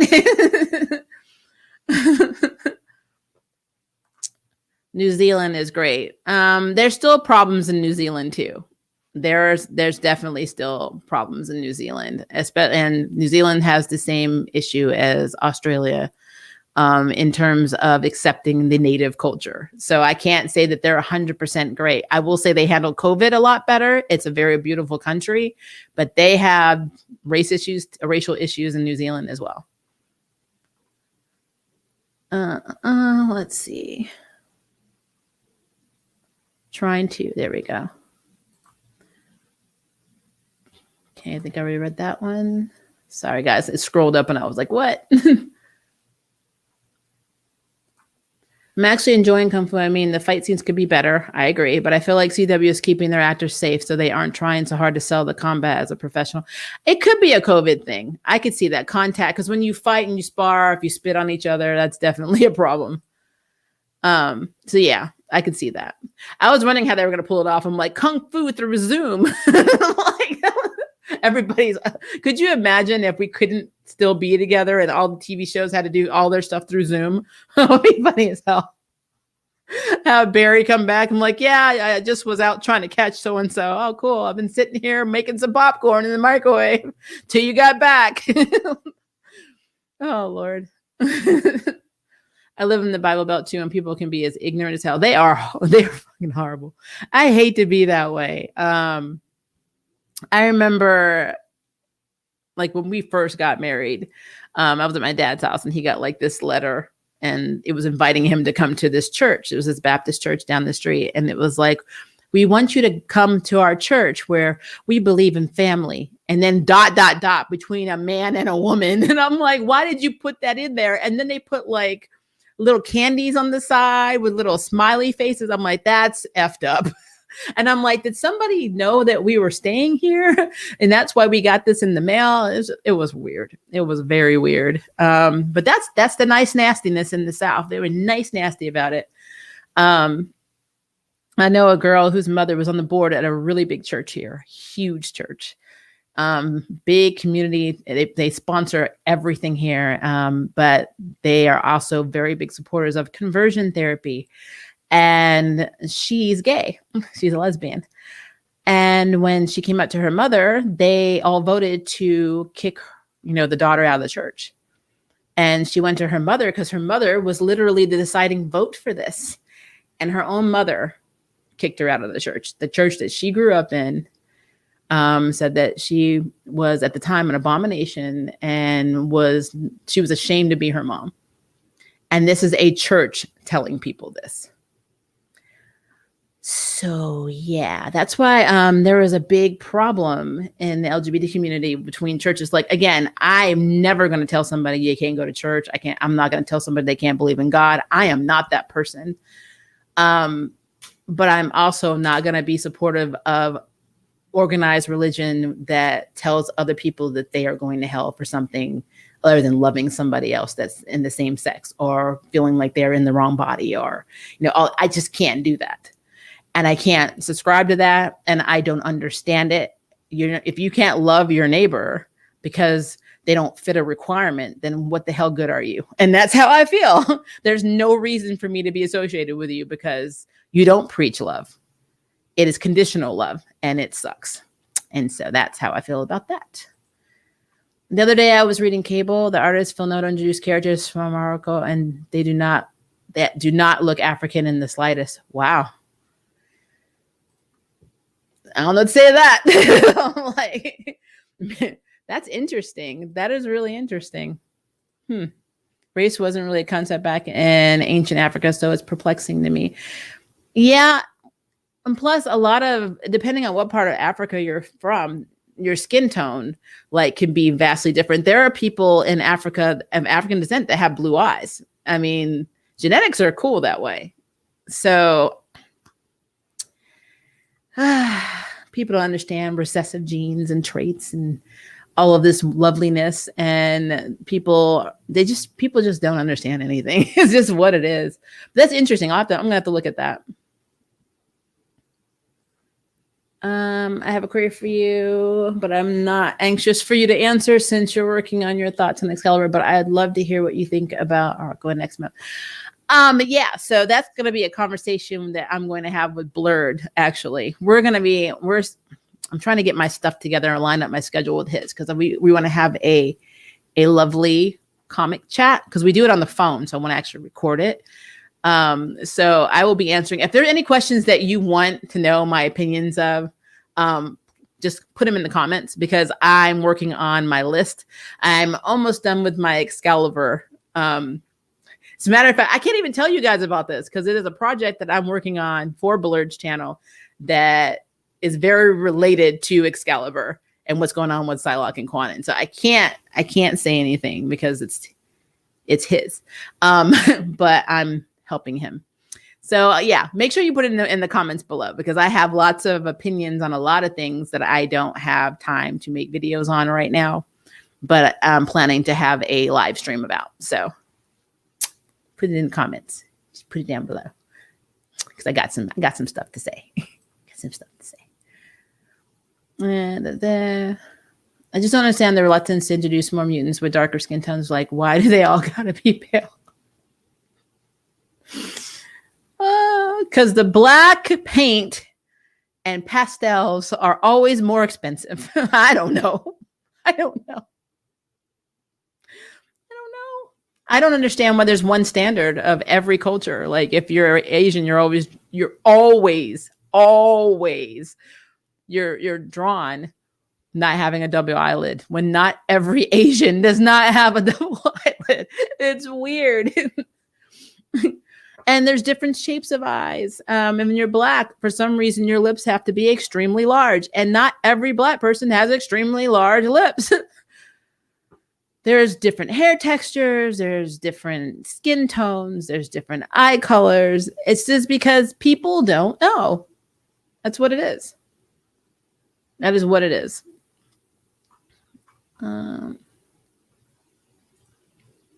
Yeah, I was mad at that. Alice is precious plus hero equals you help the helpless. You don't pick and choose who to say. I'm telling you. What really ticked me off about that is girl went home, got changed, and waited for her girlfriend to come meet up with her. Had no remorse, no conscience over the fact that Alice could be dead and she could have done something about it. She's like, not my problem. And Alice saved her. I'm like, that's crazy to me. That is crazy to me. I have lots of problems with that whole thing. I don't know. Ryan's been kind of ticking me off a lot. Like, she has this attitude that just makes me want to smack the hell out of her sometimes. I'm gonna be real. Just from a girl to girl. It's obviously nothing to do with race. Just from a girl to girl perspective. I'm like, you get so mad so easily. You're so defensive so easily. And I'm like, just stop. Girl, just stop. It's like what I always do when she talks about Luke, I'm in the suit. I take the risk. Maybe basically you should trust me or listen to me. And if I was Luke, I'm telling you, pick up my keyboard, put it down. Like, all right, I'm going to go to the coffee shop. I'm not going to be on comms. I'm not going to be here to back you up, because you've got this, because you are in the suit and you are taking all the bullets and you are taking all the risks. And when Kate Kane comes in a mask and whoops your ass, you got your ass kicked. I'm out. I'm like, and that would have been me. Till you learn that it's one team, one dream, baby girl. It's not the Ryan Wilder show. I'm just saying. But that is what the writing is. So, and they're also doing this thing where they're trying to push her with Sophie, and it's just making my skin crawl. Horrible. It just occurred to me, I appreciate Kung Fu's fight scenes more than Netflix's Iron Fist. Everyone does. Like, everybody does. Except for Colleen. I like Colleen. This is what I said. I feel like the writers want me to hate Ryan, and they are doing a great job. Most likely they're doing it for when Kate comes back as Batwoman. See, I don't think that they're going to have her come back as Batwoman, because it would look bad optically to cast a black woman as Batwoman and then take it away and give it back to a white woman. It would look horrible. And they know it would be horrible, because when they put Psylocke back into her original Betsy back into her original body, and then put Quantum back into her original body, which was essentially Psylocke, everyone's like, oh my God, they yellow-faced, Psylocke. They had to make her Asian, agenda, not knowing that she was supposed to be Asian the whole damn time. And Betsy was always a British white woman. She was Captain Britain's twin. Hello. But they lost their mind, because they were not old enough to realize that they had done this decades ago. So if they do this in Batwoman, you already know. You already know what's going to happen. You know what's going to happen. You know what's going to happen. So they already had a strike against them, because they have the first lesbian Batwoman, who was a lesbian in the comics, but people forget that. So they were already upset about Batwoman being a lesbian, which is stupid. Then they're upset about her being black, which is stupid.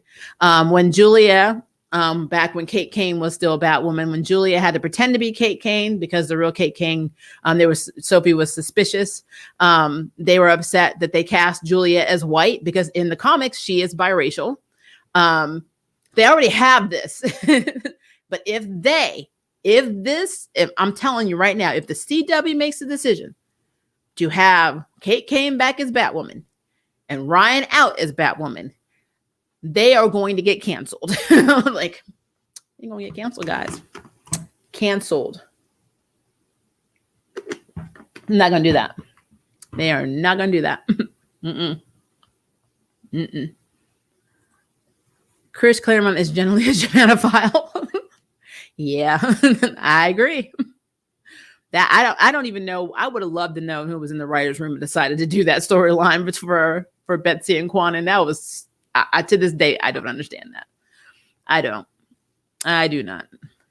Can we find someone else for Sophie? Because I'm done with Ryan trying with Sophie. I'm done with it's Sophie being written as a bat chaser. Because, I mean, that's it. That's what Sophie does. She tries to get laid with everybody who's ever been in the Batwoman suit. Kate, Julia, now Ryan. I mean, it doesn't look good. It just does not look good on her character. I don't think they really saw that either when they were writing that. They're like, we need a way to keep Sophie valid.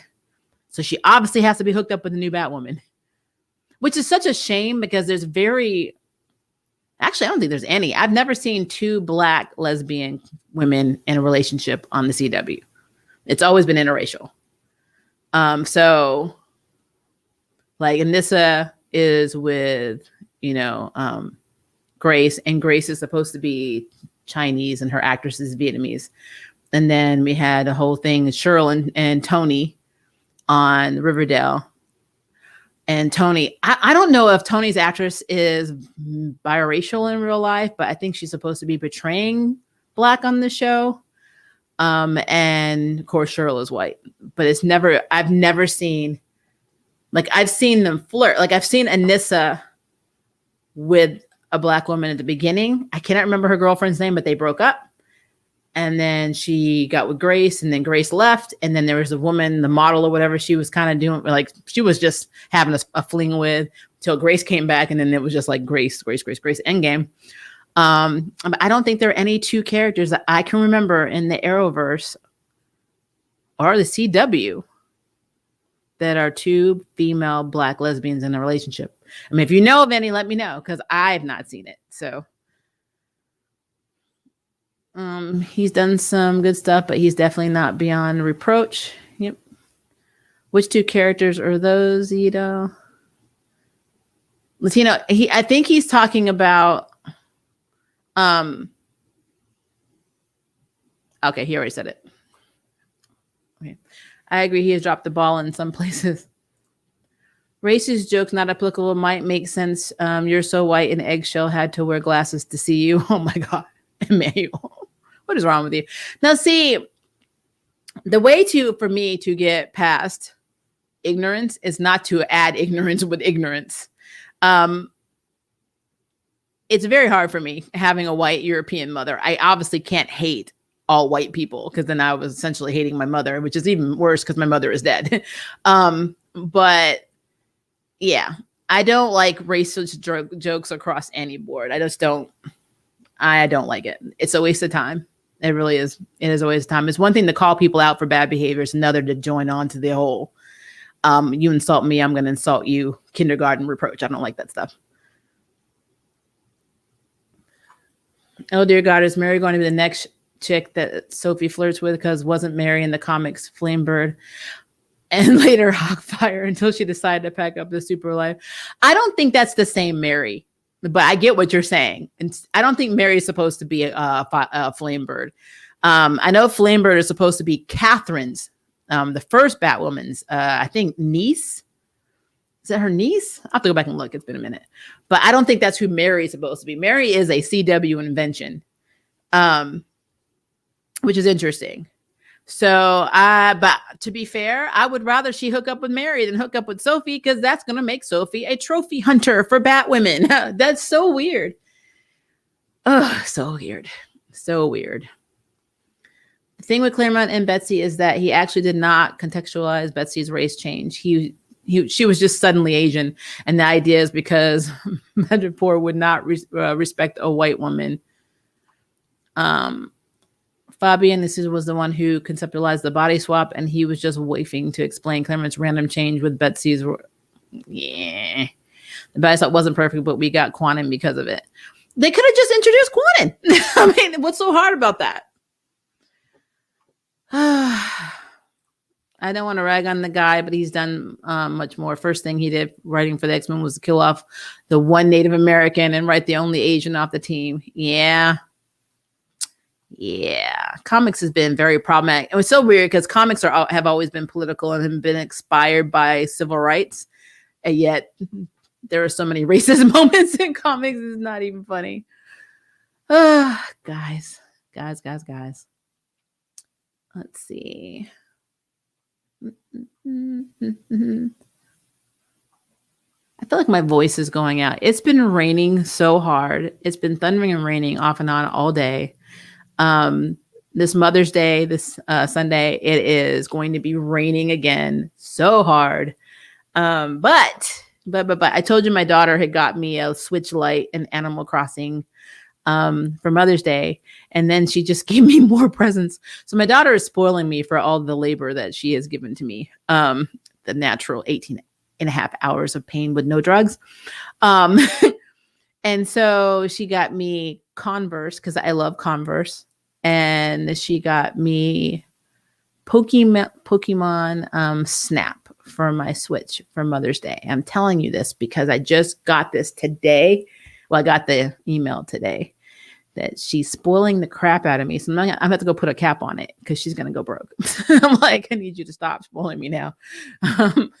But yeah, I have a sweet kid. Just want to throw that out there. Comics do have their racism moments, but they do progress ahead of other forms of media more quickly. That's true, especially since it's easier to call them on their crap because they're released at a time where every review will hit YouTube, and then they're like, "Oh shit, shouldn't have gone that route." Did you move to Florida? It's been raining all day here too. It feels like a tropical storm hit, went home, then came back for another round. Nope, still in Memphis, Tennessee. We get all of the storms that actually we may even get backlashes of Florida storms. But I know we get Texas storms, we get Arkansas, Mississippi storms, Oklahoma. If the Oklahoma has a tornado, we get the straight winds, and it's really bad. So we're at the tail end of Tornado Alley.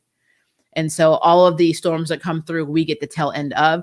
The only benefit to living in Memphis for storms is that we live in a bluff.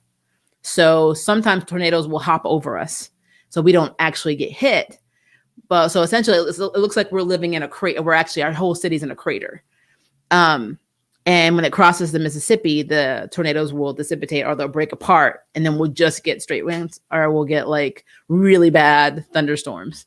We get flooding here though that is absolutely horrible.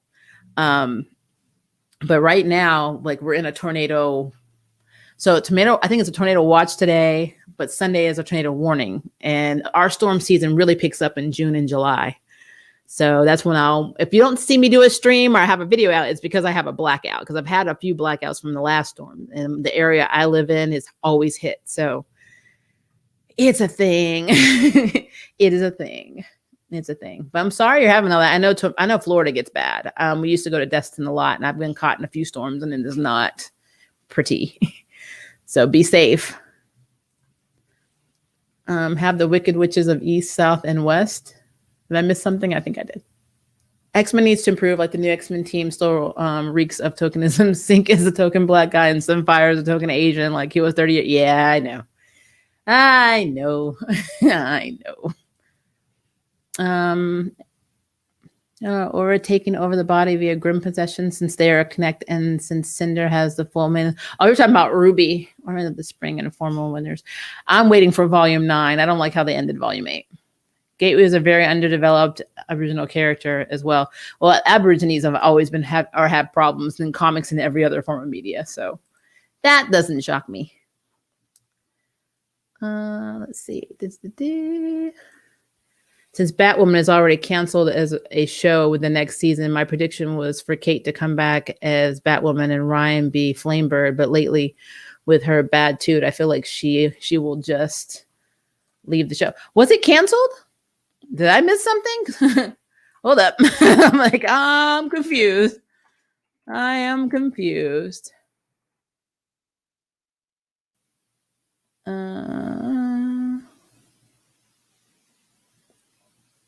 Wait. I don't.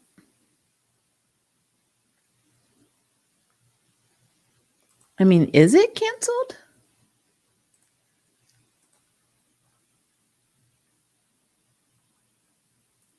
I mean, I see rumors, but did they actually say this is confirmed? Will likely be canceled after season? Because I mean, I saw that they got season 3, and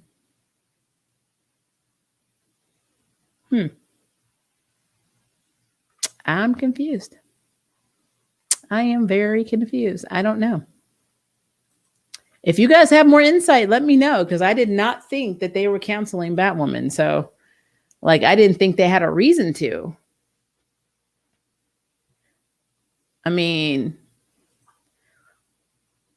so season 3 is the final they said that? I haven't been able to find anything that says that. That's weird. Let's see, Batwoman season 3. I mean, that's stupid. I'm being real. That's really dumb.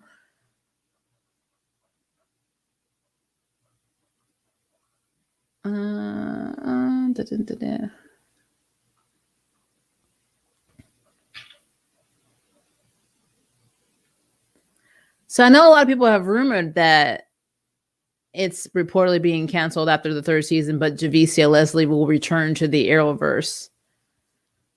But I don't know if that's, because that looks like a rumor. I don't know if this is true. What would be the point? Like, I don't understand what the point would be. I don't know what the hell the CW is doing. I mean, I don't know. It is a rumor. I take back what I said. I thought it was real. No, that's fine. I mean, honestly, the rumor could be valid. I don't know what they're doing. After everything with Black Lightning, who knows at this point? Oh, it's so stupid. It is so stupid. I don't know what they're doing. I really don't. I don't know what they're doing. I don't think they know either. The Arrowverse is a conundrum. And after Crisis, it proved to be even more of a conundrum, because Crisis made no sense and it had really weird effects. And every time they make a poor writing choice, now they blame it on Crisis. It's like, oh, that happened because of Crisis. No, that happened because you wrote a bad script. That's what that was. But whatever. I'm done trying to figure that out. I'll keep reviewing the shows, but we both know there are shows that I don't have a problem with in the Arrowverse. I nitpick, but I don't have a problem with. And there are shows that I'm just like, really? Because I'm going to tell you guys, there are aspects of The Flash that are okay to me. But I'll be real with you, okay? I think Barry Allen is an idiot. I have always thought that Barry Allen is an idiot since season 1. The choices Barry Allen makes are so stupid that I literally feel like my teeth start hurting and my eyeballs roll back in my head. And I wish to pass out for the hour that I have to watch that show. I only really review it now because it's part of my Arrowverse Tuesday, and I don't want to leave an Arrowverse show out. But sometimes when I watch The Flash, I literally just say to myself, is this real life? Timmy, bite my finger. Every time Barry has a moment where he's like, I don't think I'm good enough, or I don't think I'm this, or I'm thinking that, and I'm always like, you're not. I'm like, you're just not. Bring Wally back. Bring someone else in from the Speed Force. Just stop. Because every choice that Barry makes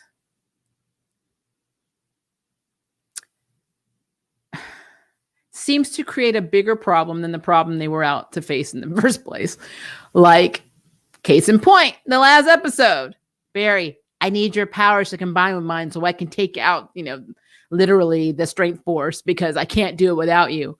Well, no, I'm not going to do that. Well, I'm going to throw this lightning bolt at your wife. Cool. Well, I'm going to throw a lightning bolt back to you because surely I don't see in my brain, my little brain that's supposed to be very, smart and analytical, how that could actually go wrong for me.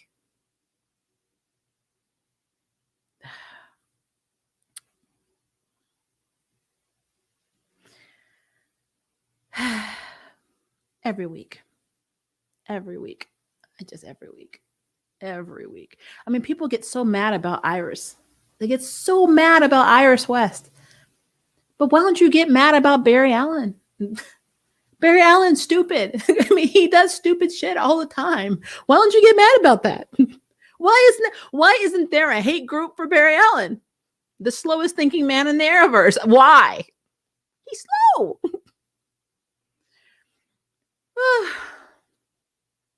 And now they want to have a big freaking contract for him to make his role even bigger so he can affect other shows.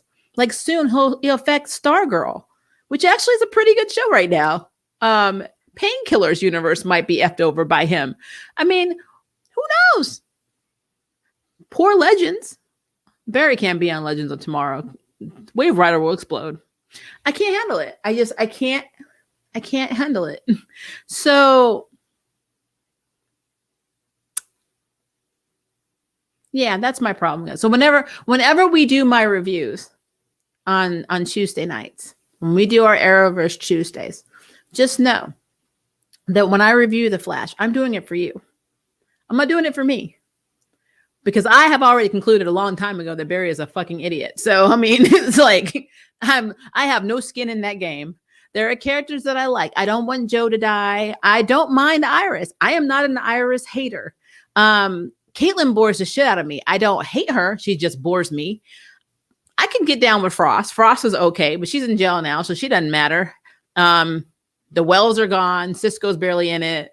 Heck, I don't know where half of the rest of Team Flash are at any given time.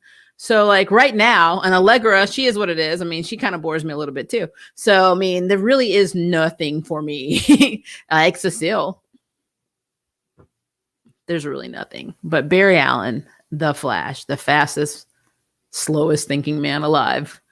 Yeah, he's dumb. Like, he's just dumb. I mean, someone should make a video of, I should make a video of the stupidest things that Barry Allen has done in the Arrowverse. That would be a long video. Yeah. Yeah. I like what you just said, you shouldn't give that much power to an idiot. I mean, he's supposed to be so smart. And yes, he's getting in touch with his, what do they call it? His Care Bear. Is it his Care Bear? His Care Bear Star Sapphire, like persona. He's doing that. I am here for that. Whatever. It's fine. Whatever. You want to be a Care Bear, be a Care Bear. But why? Why do you make decisions for the team when you can't? This turned into this whole Kung Fu, like episode 5 review has turned into a Barry Allen rant. When I can't. Oh, guys,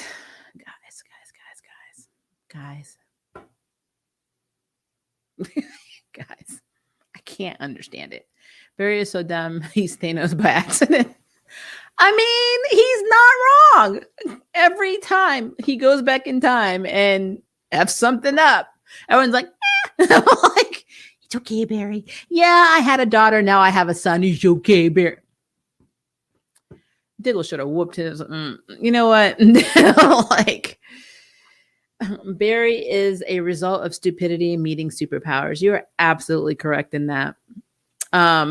Sometimes I really want to go from a Flash episode review to what did Barry fuck up now? Like, literally.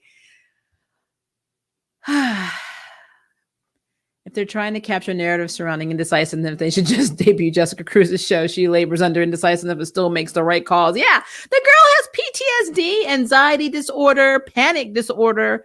She literally has problems leaving her house. She had agoraphobia for so long, but yet she still had to go out and fight.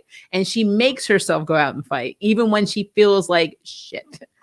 And Barry's like, oh, 7 issues. What if I'm not good enough? Well, I don't. What if the choices I make affect people in a bad way? They do. So you basically just told yourself not to make choices. I mean, give everybody else multiple choices. Let them tell you what they choose to do. Do a focus group. Have them make the decision and then do the decision that other people told you to do because you can't do it. What's the problem? I don't understand the issue. Barry, stop. Just stop. A slow thinking superhero should not be in charge. I'm just saying. Should not. I give Iris credit. She didn't know crap about science, but she was working that computer like a freaking pro. I've never seen Barry work that computer like ever. Barry's just like, what's that? What's that? What do we see right there? What's that? I'm like, slowest man alive. I should actually write a speech for that, kind of like the Warp Zone parody. And like, instead of having like their parody, actually write one for the slowest man alive, Barry Allen. I think that would be awesome. That was the best Barry Allen impression I've seen on the internet. Is that the one? Is that the one? That's the Warp Zone one though, right? I think am I saying it right? Because they also did Arrow, and I love their Arrow scene they did when they made fun of Arrow.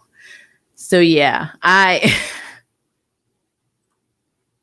mess. From Queen Agapo and her ward, Giata says he isn't allowed anywhere near Zamron. He is not a Stars on Fire, and he will never be one. Hashtag love hurts. He trying though. Look, you act like he's smart enough and his mind works fast enough to understand everything you just wrote. So no, he doesn't know he's not allowed to be a Star Sapphire because he is the slowest thinking man alive. That's okay. I am 65% done with the Crisis on Infinite Earth episode 2 parody. So you will see more of slow Barry Allen in my parody because yeah. Are you talking about my impression? Yeah, because I am the slowest thinking man alive. I'm going to write an entire narration now based on that series where I have lots of friends, I think. And I love to spend time with the woman in my life, Caitlin. Oh, wait, I'm married to Iris. Sorry. Where I came back from Crisis on Infinite Earth to watch TV and the news with Caitlin, even though my wife whole ass died for me in Crisis on Infinite Earths. But why go home to Iris when Star Labs is closer? Because that would make me have to think. And we've already established that I am the slowest thinking man in the Arrowverse. So yeah, I guess I'll call my daddy Joe, or is he my father-in-law, and ask him what I should do because I can't find Cisco. Come to think of it, we didn't even use Cisco to beat the Anti-Monitor because we had Ryan, and Ryan watches YouTube videos. So why not? Why not? Yeah. If you haven't, seriously guys, if you have not watched my Crisis on Infinite Earth parody episode 1, I wrote that script. So that's how my mind works. You get a little insight to how crazy I am. Part 2 is crazier. And then part 3 is going to be worse.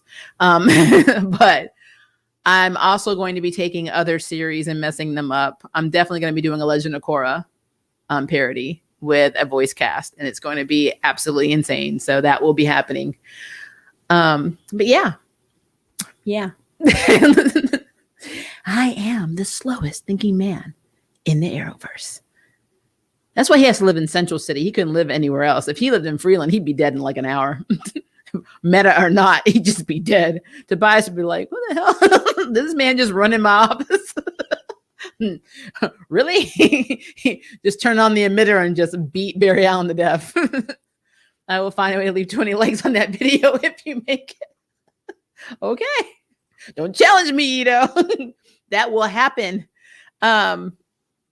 But yeah, so hopefully everything goes well. I will be able to get a lot more videos out starting next week. We say, I have my fingers crossed, because I may be cutting back on my job. So we'll see what happens. And then I'll have more time for my YouTube stuff, like for a spell. So we'll see. Do you think we can get the Guardians of Gaia anime? Because I would love to see a Justice League Dark version of the Planeteers. Could you see Mati as a freaking Justice League Dark member? That would be funny. Like, heart my ass. I'm like, Jaden Sheba, slowest thinking ranger. No, he wasn't a slow thinker. He just had a lot of self-deprecating thoughts all the time. That's different. He's a self-deprecator. Can't wait to see how your priority treats Mako. Yeah, it's gonna be on crack. It's gonna be on crack. Yeah, you just wait. It's gonna be on crack. Mako the serial cheater. Do you think we can get a Captain Planet anime though? I wonder if they're ever gonna redo Captain Planet. That would be interesting. Could you really see them? I mean, I don't know if Whoopi Goldberg would come back as Gaia, but that would be cool. I would be down with that. But yeah, I don't know if they'd ever do a Captain. I mean, I say that, but you know what? I mean, they made X-Men in an anime and other series I didn't think they would make into an anime, so why not? Pacific Rim is now an anime on Netflix. So in theory, I guess they could do it. They're basically bringing so many properties back. I wouldn't be surprised if Powerpuff Girls does well if it does well when they premiere. If they don't consider doing shows like Captain Planet in live action form, but that would be hard to do because it deals with the environment, and then corporate America would hate it. So, who knows? Don Cheadle was a better Captain America. He was. It was funny. I need to find that video again. I love that, and LeVar Burton's parody of Reading Rainbow was hilarious too. I want anime Captain Planet to give me the creeps. Now that would be funny. In the Arrowverse, Oliver Queen and Barry Allen's primary power is their white privilege. Well, Barry's such a slow thinker. Like, he doesn't even realize he's number one white and number two that he has privilege. So I can't even say Barry Allen is one of the safest white men in the Arrowverse, because he really doesn't get that he's privileged, because that takes a lot. It takes a lot of brain power. He's too busy questioning himself and having other people support him and tell him he's fine. So, yeah, he's okay. Now, Oliver Queen, totally, absolute privilege. And there's no universe where he would ever be anybody in the League of Assassins, being a temporary visitor off and on the island, and then going on Thailand, Russia, and all these other tours during his 5 years away. No. Jane abandons his team. Sister leaving Zord's useless. Fought Decker alone. Kevin's rival. Shuttle hints. And Jaden also is self-deprecating. I'm like, it's all he does. They should have given Mati the power of mind instead of the power of heart. Well, now he has the power of attack animals, so he can just influence their hearts to do his bidding. That's actually a very evil power, too. Controlling animals is interesting. Oliver Queen reminds me of Wolverine. Really? The foreign samurai fixing the problems of other. Oh, yeah. I don't know. Wolverine was more Tom Cruise in The Last Samurai. Now, to be fair, they did have foreign samurais. They've had black samurais. They've had some European trained samurais. Like I know somebody asked me if I had watched Yosuke, which is about a black samurai on Netflix, and I haven't, but I do know of the history of Yosuke, because Yosuke is actually based on a real person. So, yeah. Why would Japan need help from a 5'3" hairy guy? True, but we have evolved a lot. A lot of the samurais could have been between 5'3" and 5'5". I'm 5'5". A lot of the men back in those days were tiny. They were not these tall guys that we perceive them to be when we see movies. But I get what you're saying. I get what you're saying. I can see Mati pulling a freaking magic Ilyana Mirage and having Suki as a Lockheed-esque character, and him just pulling up on Wheeler on his Loki Constantine BS. You should write this, Nicholas. I think people would love that. I really do. I really do. All right. We are right now, 1 minute before our 2-hour mark, because for some reason we love doing 2 hours on these. I'm going to have a stream because I know I'm going to be doing memberships. I've gotten all the memberships set up. I just haven't done the video and figured out what all the tiers are yet. But I think as a promo, I'm going to have to schedule a live stream where we just hang out.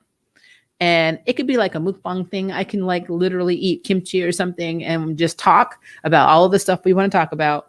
And cut it at like an hour and a half to 2 hour, whatever, and just see how it goes. And if that's something that we like, then that'll be something that we do on membership stuff. And membership's pretty cheap. I think one of the cheapest membership is like 99 cents.